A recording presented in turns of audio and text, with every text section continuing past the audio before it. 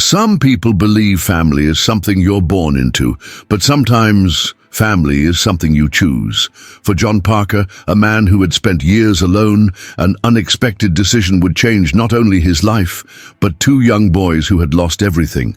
Welcome to Shadow Crime. Before we begin, please like the video and subscribe to the channel so we can continue creating even better content. Thank you so much. All right, let's get started. John Parker never imagined he would live his life alone. He and his wife, Margaret, had dreamed of having children, dreamed of a house filled with laughter, messy rooms and bedtime stories. But after years of trying, doctors had told them the truth: they would never have children of their own. John still remembered the night Margaret had looked at him, eyes filled with both sadness and determination, and said, "Maybe, if we can't have our own children, we were meant to help the ones who need us most." At the time, John had nodded, held her hand, and told her they would figure it out together. But then, Margaret got sick, and before they ever got the chance to make that dream a reality, she was gone.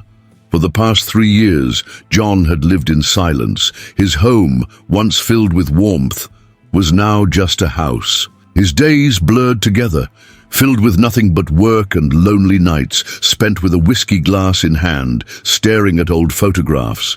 But then, one morning, everything changed. John sat at the kitchen table, flipping through the newspaper, barely paying attention until one headline caught his eye.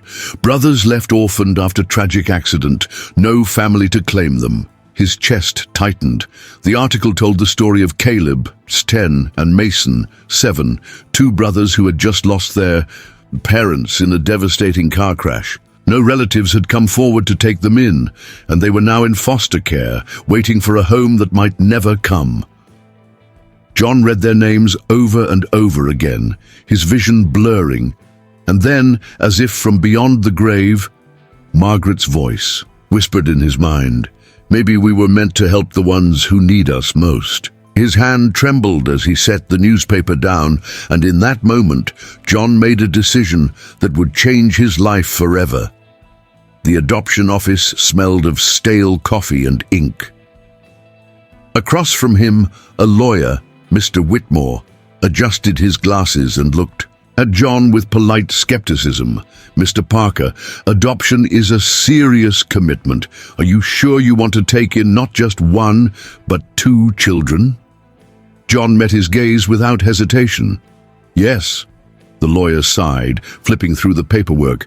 "You're in your late 50s, retired, and you've never had kids before. Are you sure you understand what you're getting into?" John's grip tightened around the armrest of his chair. "They lost their parents. I lost my wife. Maybe we can help each other." Mr. Whitmore studied him for a long moment, then finally nodded. "All right, Mr. Parker, let's begin the process." When John stepped out of the office that day, the weight on his chest was different. For the first time in years, he wasn't just existing, he was building something new. And even though the road ahead was uncertain, one thing was clear: he wasn't going to be alone anymore. The first few weeks were harder than John expected. He had imagined challenges. He wasn't naive, but nothing had quite prepared him for the weight of grief, fear, and mistrust that filled his home. Caleb and Mason weren't just 2 boys who needed a place to stay.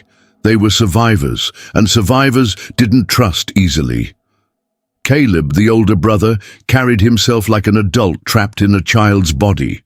He rarely spoke unless necessary, kept his distance and watched everything, especially John. Every gesture, every word, every movement. "What time do we eat? Where do we put our shoes? Are we supposed to call you Dad?" The last question had caught John off guard. He had hesitated before answering. "Call me whatever feels right to you, son." Caleb never brought it up again. He never let his guard down either. He refused help with homework, insisting he could do it himself. He cleaned up after Mason, taking on responsibilities far beyond his years. He even checked the locks on the doors every night, as if afraid their new home might not be permanent. It was as if, in Caleb's mind, he wasn't just a 10-year-old boy. He was the only thing keeping his little brother safe. And that broke John's heart. Mason, on the other hand, was fragile in a different way. At just 7, he still had baby fat in his cheeks, still clutched a worn-out stuffed dog named Buddy everywhere he went. But at night, the nightmares came. The first time it happened, John woke up to screams so raw and terrified that his blood ran cold. He ran into the boys' room, heart pounding, and found Mason curled into a ball, sobbing uncontrollably. "No, no, don't! Leave!" he cried, gripping his stuffed animal so tightly his knuckles turned white. John didn't hesitate. He sat on the edge of the bed, placed a gentle hand on the boy's back, and whispered, "You're safe, Mason. You're safe." Caleb sat stiffly on his own bed, pretending not to care, but the way his hands clenched the sheets told another story. It took nearly an hour before Mason's sobs quieted, before exhaustion finally pulled him back to sleep. John sat there long, after staring at these two boys, so small, so broken, wondering how he was supposed to fix something so shattered. And then there was the town. The whispers started almost immediately. "Why would an old man take in 2 boys like that? It's unnatural. They don't belong here." Neighbors stopped making small talk. The cashier at the grocery store gave him odd looks when he shopped for kids' snacks. Parents at the park pulled their children away when they saw Caleb and Mason playing. The worst part, Caleb noticed. One evening, after catching 2 women whispering about them outside the post office, he muttered, "You know, we don't have to stay." John froze. "What do you mean, son?" Caleb shrugged, avoiding eye contact. "We're used to people not wanting us." The words cut deeper than any insult John had ever received in his life, but he refused, absolutely refused, to let them believe they were a burden. So, John did what Margaret would have done. He cooked their favorite meals, even when Mason barely ate. He read bedtime stories, even when Caleb rolled his eyes. He showed up every single day, even when they pushed him away, because love wasn't just words. It was staying when things got hard, and John Parker, he wasn't going anywhere. At first, nothing seemed different. The whispers in town still followed them. People still avoided eye contact. But small things started to shift, little ripples of change that no one saw coming, and it all began with a basketball. Caleb's gift, John had noticed it early on. The way Caleb always dribbled an invisible ball against the porch, the way his hands moved instinctively as if handling a real one. One evening, John surprised him with a brand new basketball. Caleb stared at it for a long moment before muttering, "I don't need this." John simply smiled. "Maybe not, but I think the hoop at the park does." That was all it took. The next day, Caleb stepped onto the town's only basketball court, just dribbling, shooting, not expecting anyone to care. But then other kids noticed. At first they just watched from a distance. But then one boy, a popular kid from the local middle school, challenged him to a game, and Caleb destroyed him. It wasn't even close. Word spread fast. Parents who once ignored him now whispered about how good he was. Some of the same adults who had doubted John's decision started watching Caleb's games with interest, because talent had a way of forcing people to see past their own prejudices. Mason's healing through art while Caleb found his place on the court, Mason found his voice through his art. He had always been a quiet child, often sitting at the kitchen table with colored pencils and scraps of paper. But one evening, John found him hunched over a drawing unlike any other. It was a picture of his parents, soft pencil strokes captured, his mother's gentle smile, his father's strong hands resting on his shoulders. The details were breathtaking, not just in skill, but in emotion. John felt his throat tighten. "Mace, this is incredible." The boy only shrugged, staring at his own drawing as if he wasn't sure how he felt about it. A few days later, his teacher, encouraged him to enter the town's annual art competition. Mason hesitated, but after some gentle nudging from John, he submitted it. When the day of the competition arrived, no one expected what happened next. Mason's drawing wasn't just noticed, it was celebrated. People gathered around it, whispering about how deeply it moved them. Some parents even wiped away tears as they stared at the quiet pain in Mason's artwork. And when Mason won first place, even the people who once avoided John and his boys stood up and applauded. Because grief, love, and talent, they don't have race or status or prejudice. They just are. The storm that changed everything, but the real shift in how the town saw John's family happened after the storm. A massive thunderstorm ripped through the town one night. Trees down, fences destroyed, some houses left damaged. By morning, John, Caleb, and Mason were already outside, hammering, fixing, and helping anyone who needed it. They didn't do it for recognition. They did it because it was the right thing to do. Neighbors who had once whispered behind their backs now stood alongside them, passing nails, lifting boards, working side by side. And slowly, something changed. People who once saw them as outsiders started seeing them as neighbors, and for the first time, John realized he wasn't fighting alone anymore. The shift was slow, so subtle that John almost didn't notice it at first. It wasn't grand gestures or dramatic apologies, it was small things. The way the cashier at the grocery store actually smiled when John checked out. The way parents at the park no longer pulled their kids away from Caleb and Mason. The way his neighbors waved first, instead of pretending not to see him. For the first time since bringing the boys home, John wasn't fighting for acceptance. It was already happening. Caleb and Mason, no longer strangers. Caleb wasn't just the kid who played basketball anymore. He was the kid everyone wanted on their team. His confidence grew. He laughed more. He even started calling John Dad, something John never pushed for. But the moment he heard it, he had to step outside just to take a breath. Mason, too, found his place. His love for drawing became more than just a coping mechanism. It became a bridge. Other kids started sitting next to him at school, watching him sketch, asking him to draw for them. For the first time, he wasn't just the quiet kid with sad eyes. He was the artist, the storyteller, the friend. John couldn't explain how much it meant to see his boys laughing, running, belonging, and neither of them had to say it out loud. But John knew. They finally felt like home. John Parker, the father. He was meant to be. It wasn't just the boys who were changing. John himself, the man who once lived alone, drowning in grief, convinced his life had already ended, was finally living again. People in town no longer looked at him with suspicion. Instead of judgment, they offered support.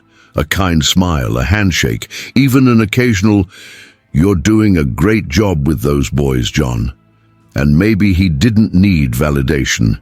Maybe he would have raised Caleb and Mason just the same, even if no one approved. But knowing that he had earned their respect, not through words but through action, that meant something, the speech that changed everything. But the real turning point happened the night of the town hall meeting. The council had gathered to discuss changes in the community, and John had gone, mostly just to listen. But when the topic of acceptance and prejudice came up, something unexpected happened. Caleb, who had once barely spoken to anyone outside their home, stood up. The room fell silent.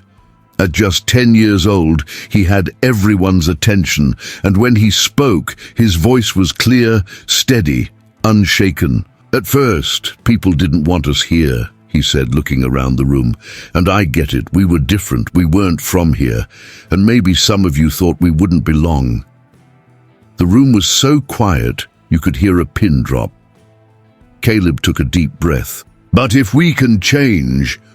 He glanced at Mason, then at John, before turning back to the council. "Then so can you." The words hung in the air, heavy with meaning. People shifted in their seats.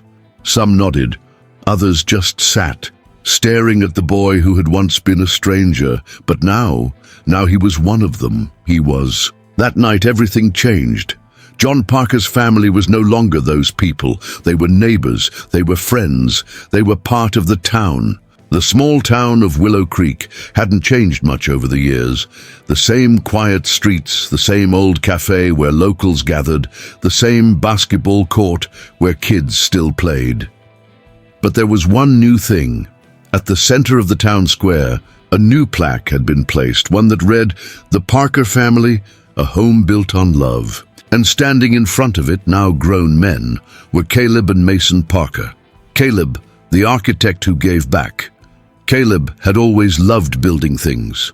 Ever since those long afternoons in the backyard with John, fixing fences and repairing storm-damaged homes. So it wasn't a surprise when years later he became an architect. But he didn't just design buildings, he designed community spaces, parks, schools, affordable housing. And his latest project? A new youth center for the town, a place where kids from struggling families could find safety, mentorship, and a place to dream. "I wanted to create a space where kids could feel like they belong," Caleb said at the grand opening. "Because I know what it's like to feel like you don't." Mason, a leader for those who needed one Mason, the quiet boy who once expressed his pain through drawings, had grown into something no one expected. A leader. He had dedicated his life to helping children who had been through what he had. Kids in the foster system. Kids who had lost everything. Through his non-profit organization, he provided scholarships, mentorship, and emotional support for children who felt forgotten by the world. "No kid should have to grow up feeling like they don't matter," Mason once said in a televised interview. "John Parker made me believe I was worth something. Now, I want to do the same for others," and he did. Year after year, he changed lives. Just like John had changed his, a town's acknowledgement. When the town decided to honor the Parker family, John had tried to refuse. "We didn't do anything special," he insisted. "We just became a family." But the town disagreed, because John Parker hadn't just raised two boys. He had proven that love and dedication could break down even the deepest prejudices. And as Caleb, Mason, and John stood before the plaque, surrounded by friends, neighbors, and even those who once doubted them, the message was clear. They weren't just accepted, they were home. And as John looked at the two men standing beside him, the boys he had once fought so hard to protect, his heart swelled with pride. "Your mother would be so proud," he whispered. Mason smiled. Caleb nodded. "So would yours, Dad." And with that, they walked forward, not as outsiders, not as orphans, but as a family that had built something that would last forever. The power of acceptance, love, and second chances life has a way of bringing people together in unexpected ways. Family isn't always defined by blood, but by love, by commitment, and by the willingness to stand by each other through thick and thin. John Parker never expected to be a father, and Caleb and Mason never expected to find a home again. Yet, through patience, resilience, and unwavering love, they built something stronger than circumstance. They built a family. One of the most important lessons from their story is that change takes time, but it always starts with small actions. The world often resists what it doesn't understand, and people can be quick to judge those who are different. But kindness, effort, and consistency have the power to break down even the toughest walls. John didn't demand acceptance, he earned it through his actions. For those of us who have lived long enough, we know how difficult it can be to change people's minds. But we also know that hearts can soften when given the right reasons. The way Caleb and Mason proved themselves, not through words, but through their character, their talent, and their kindness, reminds us that sometimes the best way to change how others see us is simply by being the best version of ourselves. Another powerful lesson from their journey is that the love we give to others has the power to outlive us. John took in two boys who had lost everything, and in return, they grew into men who changed their community for the better. The kindness he gave them didn't just stop with them. It multiplied, creating a ripple effect that touched countless others. As we grow older, we often reflect on the legacy we leave behind. Will it be wealth? Will it be achievements? Or will it be the lives we've touched, the people we've uplifted, and the love we've shared? John's story teaches us that our greatest legacy is not in what we take from the world, but in what we give back. At the end of the day, we all want to belong, to be seen, to be accepted, and sometimes all it takes is one person willing to take a chance on someone else to change a life forever. Maybe that's what we were meant to do all along.